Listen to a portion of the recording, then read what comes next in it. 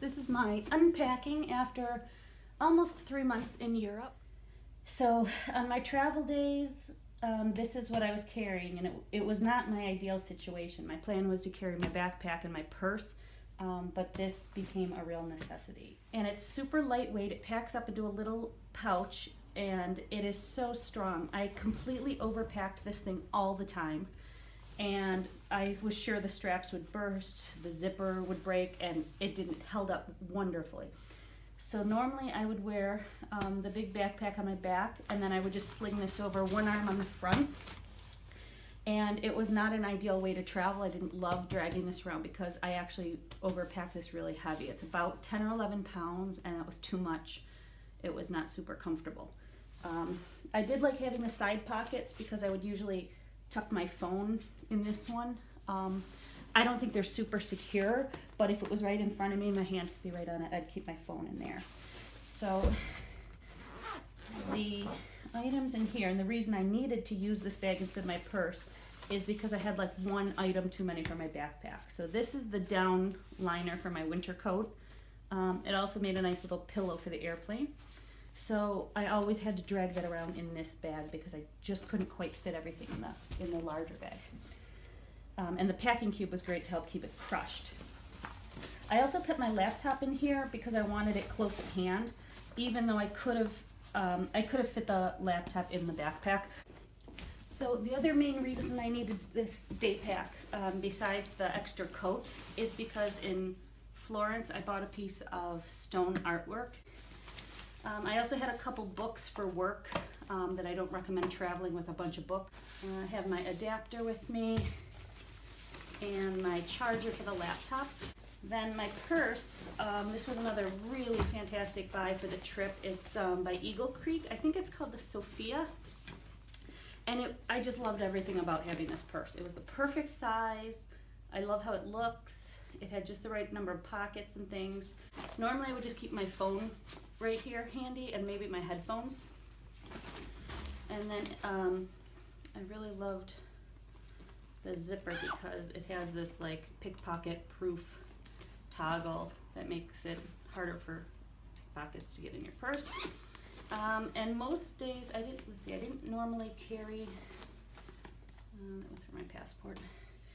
Let's see, I always carried my sunglasses, a little notebook and a pen. I always carried this backup charger, and this was almost an afterthought to bring along because I charge my phone when I'm sleeping and it lasts all day and I never have my battery run out. So I didn't think I would need it, but I used it almost every single day. This was really important to have a backup power. I have earbuds. This was helpful too. Anytime I rented an audio guide, like at a museum or did a hop-off bus tour, I could use my own headphones. So I liked always having these with me. Plus I was always practicing my Pimsleur Italian as I would walk or ride trains, so I used those a lot. My wallet, I bought some of these RFID card holders for my passport and my credit cards, and I'm not sure that was really necessary. But I just brought a small wallet, and then my chapstick and lipstick, and in the little zipper part, I bought this in Italy because I was just outside all day walking around for like hours on end, and I just always had the need to kind of rake through my hair. So I didn't plan to bring a little brush with me, but I really liked having it and used almost every day. It was also nice to have this handy spork set that I got. Yeah, so I wish I was just carrying the purse and the backpack, but the artwork I bought and the coat and the books for work kind of put me over the edge with that. This is the Osprey Ozone 46. I love everything about this backpack, and I did a separate video reviewing. And after 3 months of using it, I only like it more. It has stood up to everything really well. I had some sandals on that side, a little travel umbrella on this side. This was great to have. I definitely needed it. It fit in my purse easily. Anytime it rains in Europe, there are immediately a ton of like street vendors ready to sell you an umbrella. So if you don't have one or if you forgot it, but I like that this one was so small and lightweight because that's not really what they were selling. And I needed it enough times that I'm glad I brought it. Definitely pack an umbrella. In this pocket, I usually just kept I usually kept sneakers and flats in here, along with socks, pair of gloves. I almost could have left these home. I almost never needed gloves. And then also my mini straightener, which is great to have with me. This is the Babyliss Nano Titanium Pro, dual voltage, which is really important because I did not bring a voltage converter. I didn't want to pack that. Okay, I just unpacked this whole backpack and thought I was shooting a video, but I was out of storage. So it's unpacked. I had 2 packing cubes full of clothes, which I'll kind of cover in a different video of what clothes worked, what didn't, what I brought. So other than that, in the backpack, this is also like swimsuits, bras, and underwear. And I liked having this little bag because if I went to the beach or something, this was kind of like my purse inside the backpack. And it would keep things dry in case, I don't know, get wet. I had my raincoat shoved in there. I had my toiletries, which I just went through a whole lot, but I totally overpacked toiletries. I could have done with a lot smaller case and a lot fewer items, but I did like having the hook to hang it up. As far as, because I stayed in Airbnbs, there was always soap and shampoo, but I would recommend bringing conditioner because there usually wasn't conditioner. And just pack less than what you think you need. I overpacked. I had my iPad in there, and it was a lot, I think, to bring a phone, a laptop, and an iPad. But for me, this was nice because traveling alone, every time I went out for lunch or dinner or something, I was alone. So I could read a book on my iPad, or I could get online and plan the next day. So I liked having it. I had a little pack towel in there. This was nice. Video trouble today, I tell you.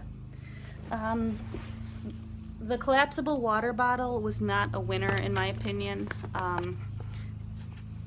I would just buy a bottle of water at a store when I need one. This was a pain to fill. I couldn't always find a place to fill this up.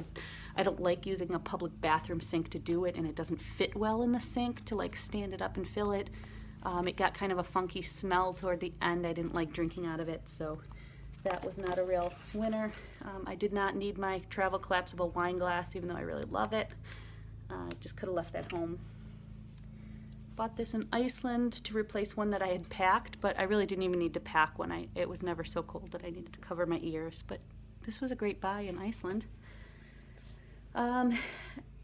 This was something I wish I left home. It's a purse that I thought would be nice if I was going out for, just for dinner, or maybe even to like some kind of nightlife, hear some music or something, and I used it exactly 0 times. And it was a little heavy, so I wish I left it home. But I packed it. I would put my makeup and my jewelry inside of it, but there was no need for me to have brought that.